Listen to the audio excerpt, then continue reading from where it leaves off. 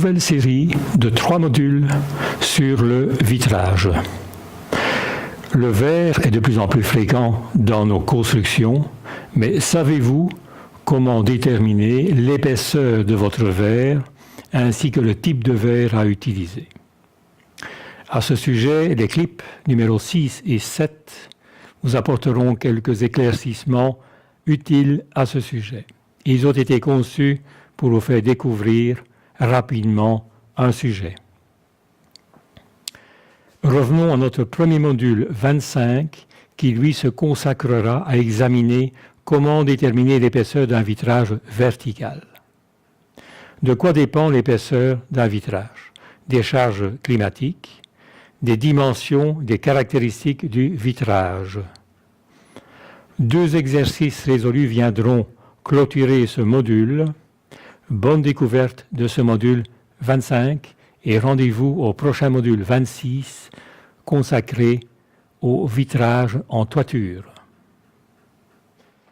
Le module 25 est consacré au calcul de l'épaisseur d'un vitrage vertical.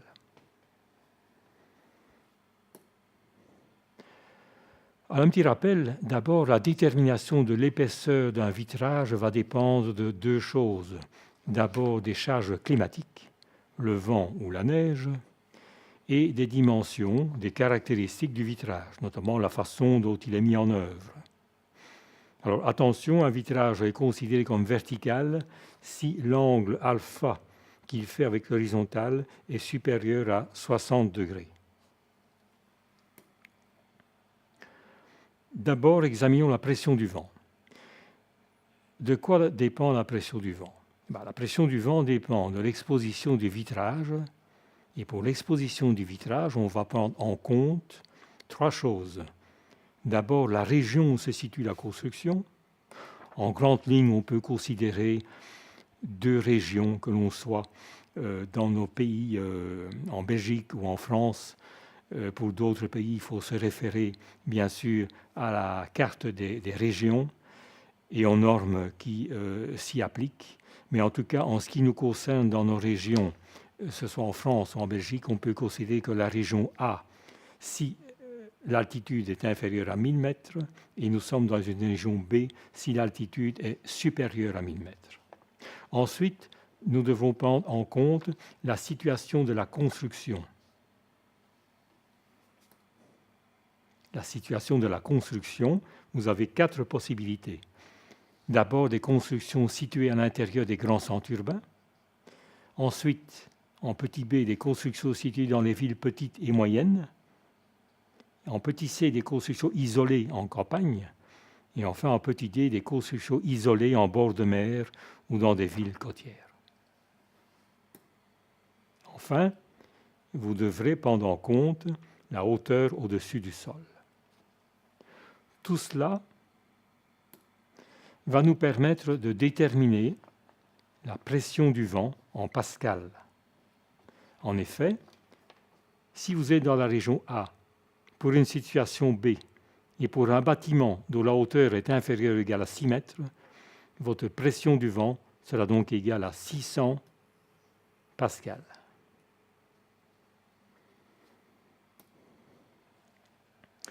Ensuite, nous devrons envisager les dimensions et la façon dont le verre est calé dans le châssis ou dans la structure.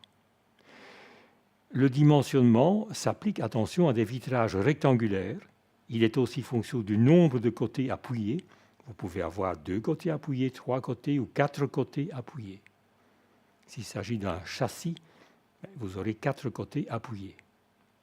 Si le vitrage n'est pas rectangulaire, il faut considérer le plus petit vitrage rectangulaire circonscrit au vitrage réel.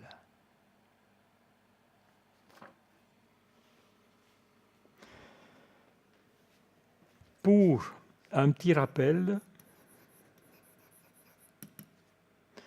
pour le calcul de l'épaisseur,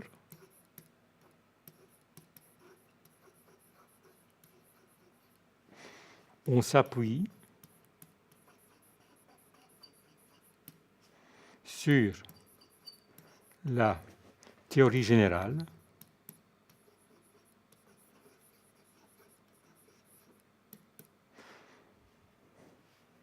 de flexion des plaques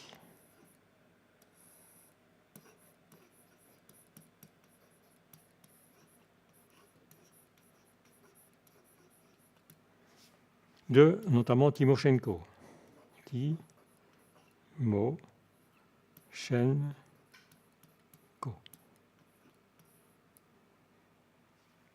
Les relations utilisées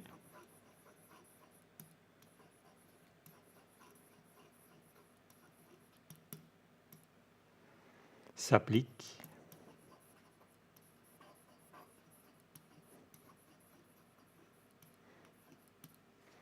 à des vitrages plans.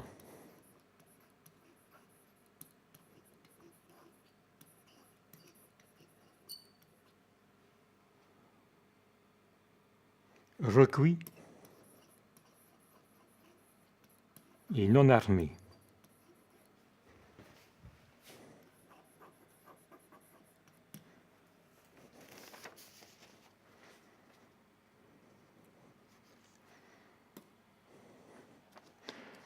Voici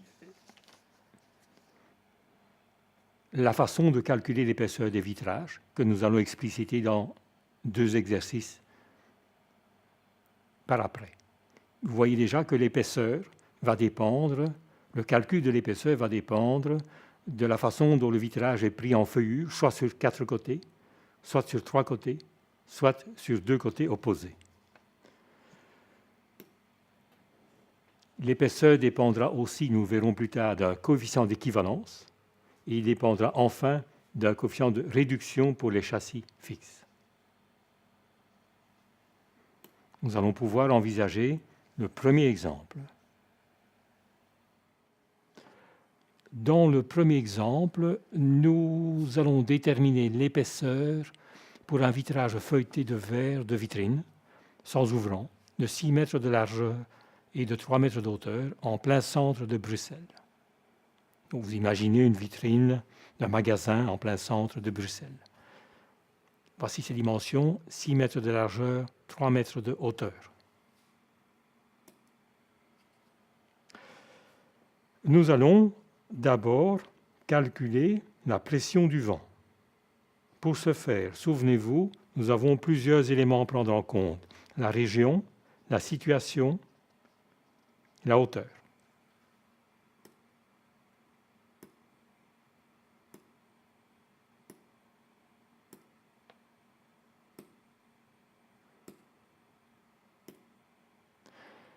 La région, nous sommes dans une région à Bruxelles, dont l'altitude est inférieure à 1000 mètres. Nous sommes donc dans la région A. En ce qui concerne la situation de la construction, souvenez-vous, nous avons plusieurs cas. Ici, étant à Bruxelles, nous sommes dans une construction située dans une ville.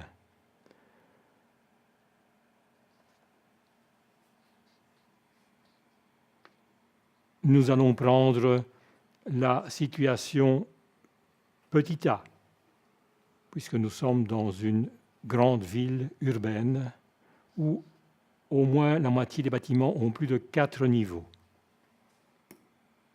Et enfin, la hauteur est inférieure à 6 mètres, nous avons 3 mètres d'auteur. Donc, la situation est la suivante, nous avons la région A, nous avons la situation A, et nous avons une hauteur inférieure ou égale à 6 mètres. La pression à prendre en compte sera donc 600 pascal.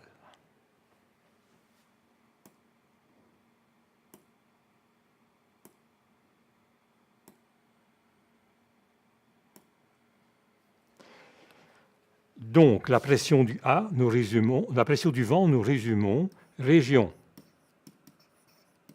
A, puisque altitude inférieure à 1000 mètres. Situation petit a, nous sommes dans un grand centre urbain, et hauteur inférieure ou égale à 6 mètres, La pression P est donc égale à 600 pascal, c'est-à-dire 600 newtons par mètre carré. 1 pascal étant égal à 1 newton par mètre carré. Nous allons dès lors examiner les dimensions et la forme et le calage du vitrage.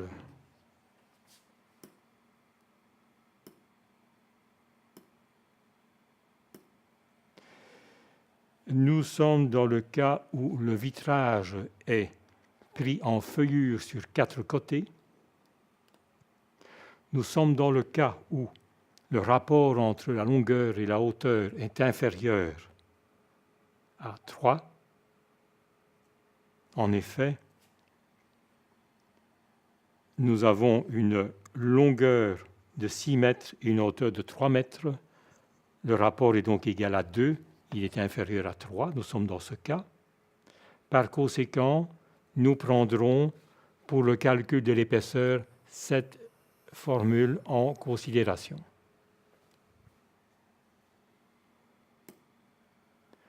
Pour le coefficient de réduction pour les châssis fixes, nous prendrons également C égale 0,8. Pourquoi? Parce que la surface qui est égale à 3 fois 2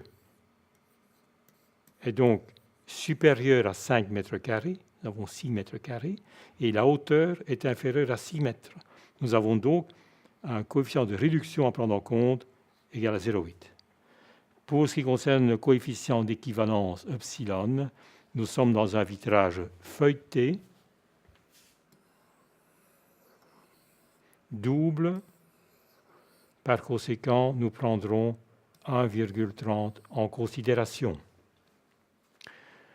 Donc, au niveau des dimensions et au niveau de la forme, au niveau du calage du vitrage, nous pouvons écrire que nous avons un appui sur 4 côtés,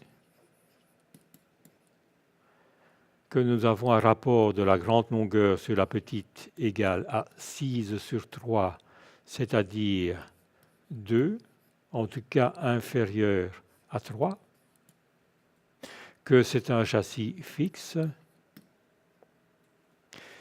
Par conséquent, nous pouvons écrire au niveau du calcul de l'épaisseur du vitrage que E est égal, souvenez-vous du tableau que nous venons de voir, est égal à la racine carrée de S que multiplie la pression divisé par 72, multiplié par C et multiplié par epsilon. C'est-à-dire en tenant compte de S égale 6 fois 3 égale 18 mètres carrés, en tenant compte de la pression que nous avons vue précédemment, 600 pascal, en tenant compte du coefficient C, prix égal à 0,8, du coefficient epsilon égal à 1,3, nous pouvons donc dire que E est égal à la racine carrée de 18 multiplié par 600 divisé par 72 multiplié par 0,8 et multiplié par 1,3, ce qui nous donne une épaisseur de calcul égale à 12,7 mm. Qu'en est-il au niveau du choix du vitrage feuilleté?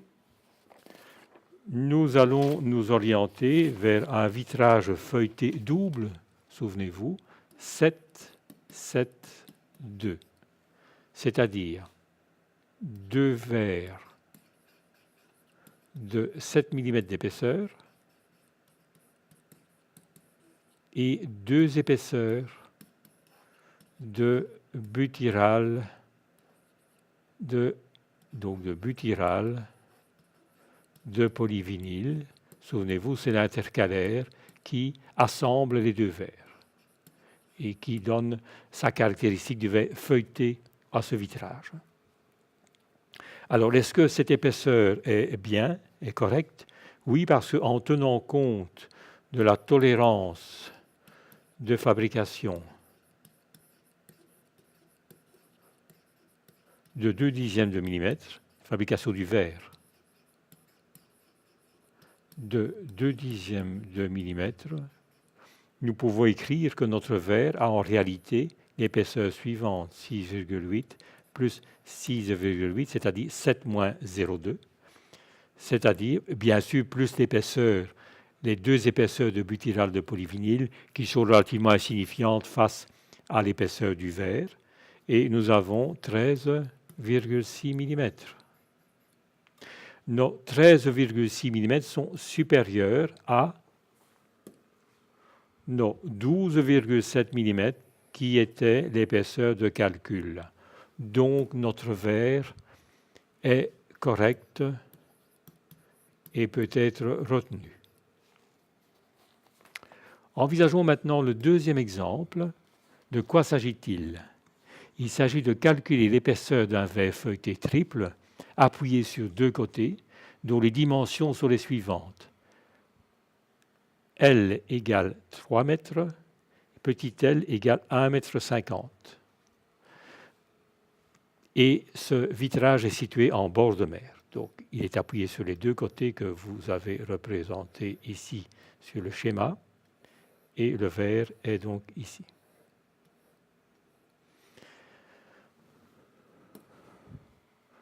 Nous devons de nouveau nous consacrer au calcul de la pression du vent. Pour cela, nous devons examiner la région la situation, la hauteur. C'est ce que nous allons voir dans les tableaux précédents.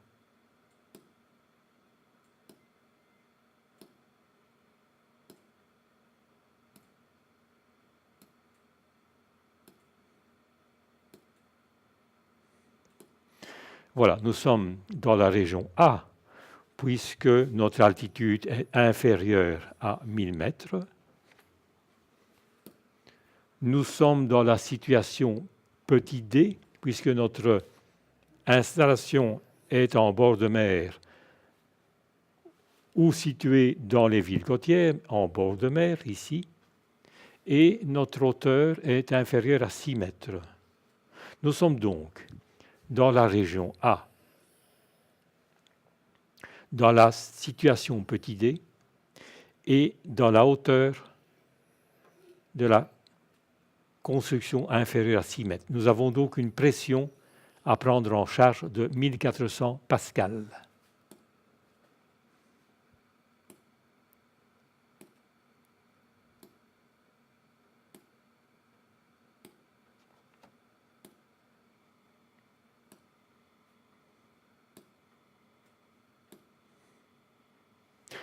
Voilà, résumons la pression du vent. Le calcul de la pression du vent, région grand A, puisque altitude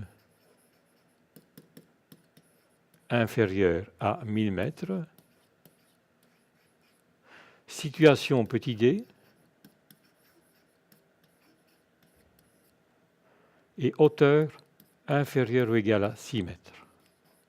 Donc, la pression à prendre en compte est égale à 1400 pascal. Qu'en est-il au niveau des dimensions de la forme et du calage du verre? Examinons les tableaux suivants. Nous avons un vitrage pris en feuillure sur deux côtés opposés. La formule à prendre en considération est la suivante, en tenant compte du fait que petit l désigne la longueur des bords libres, même si cette longueur est le grand côté. Nous prendrons également comme coefficient d'équivalence epsilon la valeur 1,6, puisque nous avons un verre feuilleté triple.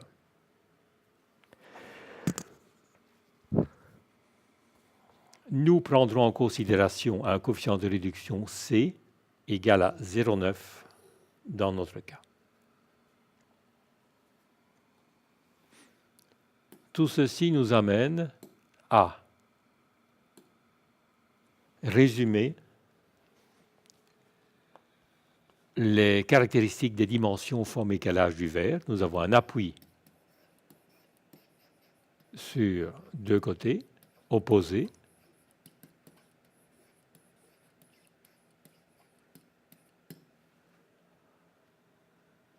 et nous avons un châssis fixe.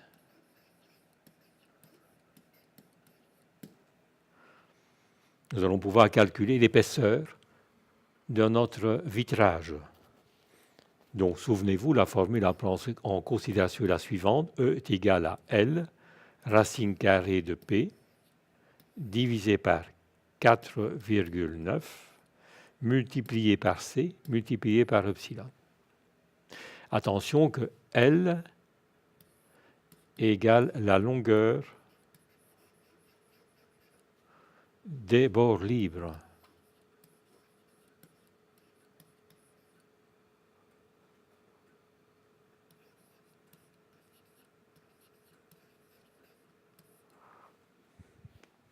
Donc, E est égal à L, c'est-à-dire 3 mètres, racine carrée de 1400, divisé par 4,9, multiplié par 0,9, multiplié par 1,6, ce qui nous donne une épaisseur calculée égale à 33 mm. Qu'allons-nous choisir comme verre feuilleté? C'est un verre feuilleté triple. Nous allons prendre un verre triple 12, 12, 12, 2, c'est-à-dire 3 verres de 12 mm d'épaisseur et deux épaisseurs de butyrate de polyvinyle.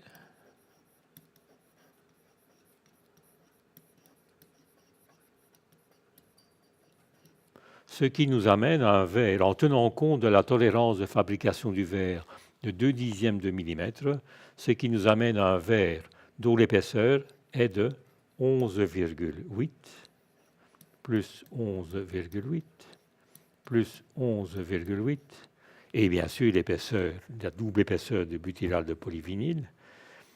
Donc ces verres sont assemblés par deux épaisseurs de butyrate de polyvinyle, deux épaisseurs ici, bien évidemment, relativement insignifiants par rapport à l'épaisseur des vitrages, ce qui nous donne en réalité comme épaisseur finale 35,4 mm.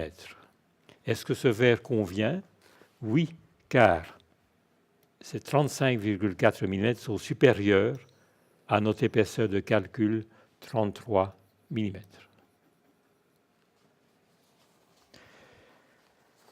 Voilà, nous avons terminé avec ce module 25 consacré au calcul d'un vitrage vertical.